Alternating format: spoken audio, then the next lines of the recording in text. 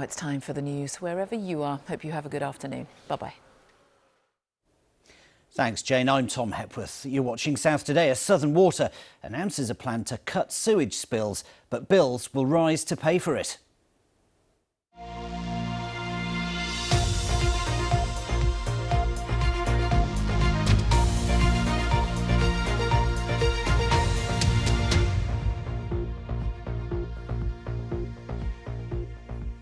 Good afternoon. It's the most complained about water company in the UK, and 2 years ago it was fined a record amount for discharging billions of litres of raw sewage.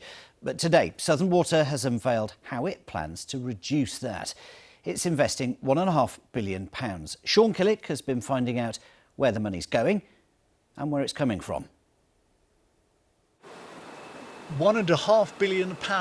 That's how much Southern Water is proposing to spend on what it's calling its Clean Rivers and Seas plan, ensuring 3/4 of its high priority outflows meet new government targets, reducing sewage spills by an average of 8,000 a year.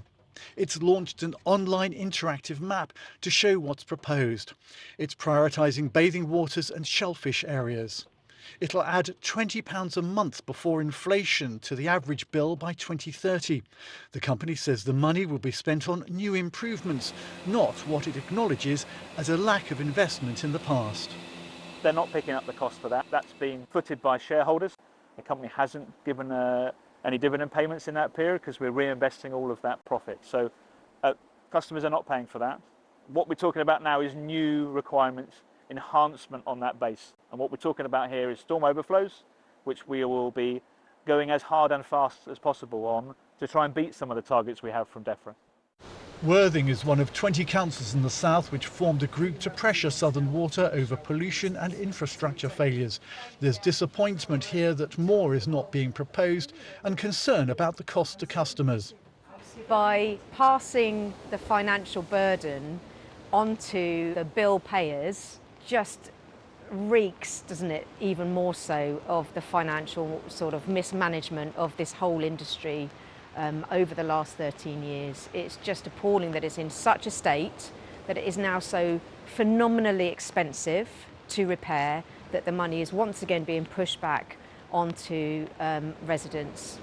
Southern Water says it's only trying to meet customer priorities by protecting the environment, and its proposals, including the bill increases, will need approval by the regulator Ofwat. Sean Killick, BBC South Today, Worthing. Elsewhere, the water watchdog Ofwat is investigating South East Water, saying it's failed too many customers too often.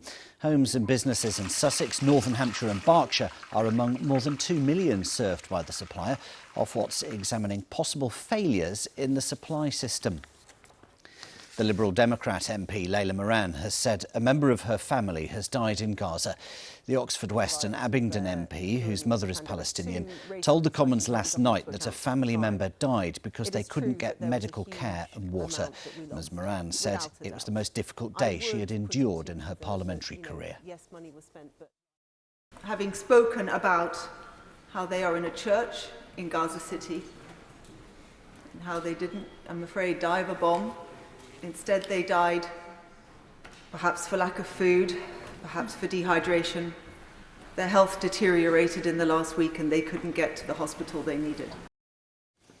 Meanwhile, a pro-Palestinian group has carried out a protest on the roof of a defence firm's Southampton factory. Leonardo UK describes itself as one of the biggest suppliers of defence and security equipment to the MOD.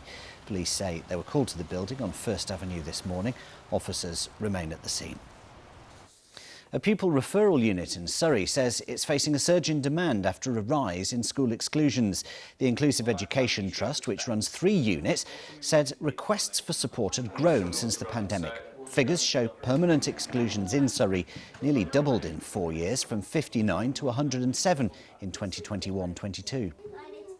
A lot of young people who I always say are square pegs in round holes in mainstream schools. And, you know, their needs aren't being met, and that therefore manifests in terms of challenging behaviour. Well, the government says it's investing £2.6 billion to create tens of thousands of new places for children with special needs and disabilities. A mum from Dorset who was left fighting for her life in hospital is pleading with people not to drive under the influence of drink or drugs. Rebecca Sharp was pushing her baby daughter in her pram in Bournemouth in April when they were involved in a hit-and-run crash. Edward Salt reports. You're doing so well, darling. Rebecca Sharp has been in hospital since she and her 11-month-old daughter Lowena were involved in a hit-and-run in April this year. Rebecca was first airlifted to Southampton General Hospital and later moved to Poole Hospital with her devoted husband Daniel always by her side. I had to learn to walk again, basically, and I learned to walk with the nurses and stuff here. They've been brilliant, every one of them. Brilliant, aren't Becky? Keep going. Rebecca was left with a traumatic brain injury, broken leg, pelvis, ribs and a fractured skull after 38-year-old Dale Clark, high on drink and drugs, hit the mother of three on Redhill Avenue in Bournemouth on the 11th of April. Rebecca managed to push her daughter's buggy out of the way, miraculously saving her life. Dale Clark from New Milton was jailed for 3 years and 8 months at Bournemouth Crown Court last month. I think he should have got a lot more than he did. Whereas I think, I'm stuck with a brain injury for life, so he should have had life, really, or something. The Sharp family are now looking to the future, and husband Dan, together with family friend Ross, are preparing to put their best feet forward by running the London Marathon next year in aid of Brain Research UK. You start out at the beginning being told your wife may die. We don't know, basically the answer is we don't know what's going to happen. So you have to just give over any kind of control and just take each day. But we're very lucky in her recovery from what the potential prognosis was. There's still a long recovery journey ahead for the Sharps, but their hope is that Rebecca will be back home with her husband and children in time for Christmas. Edward Salt, BBC South Today in Poole.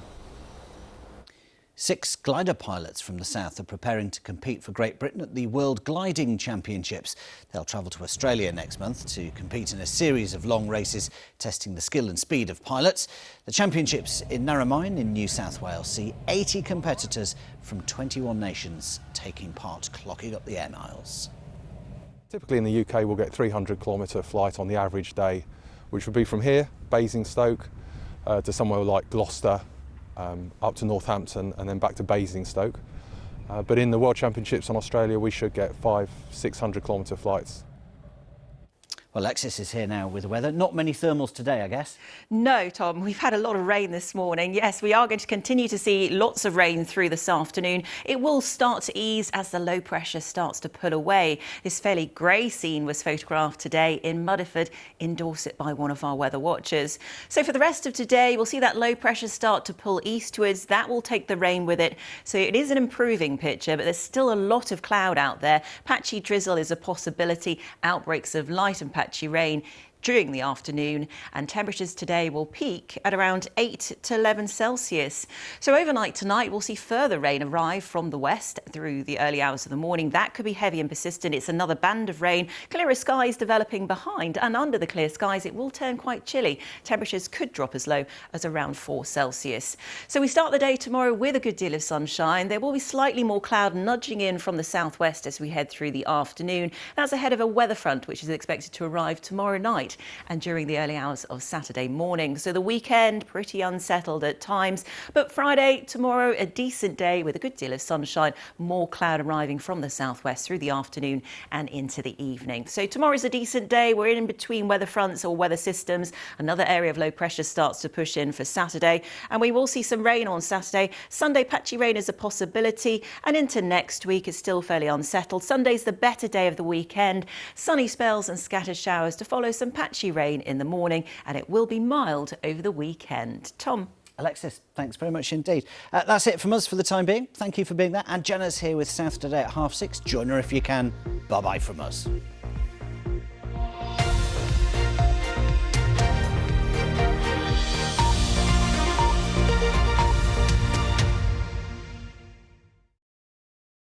The stuff that we all do in our day jobs, because it's like a proper chat. Something big's just happened, and then we're just like, right, gonna do it.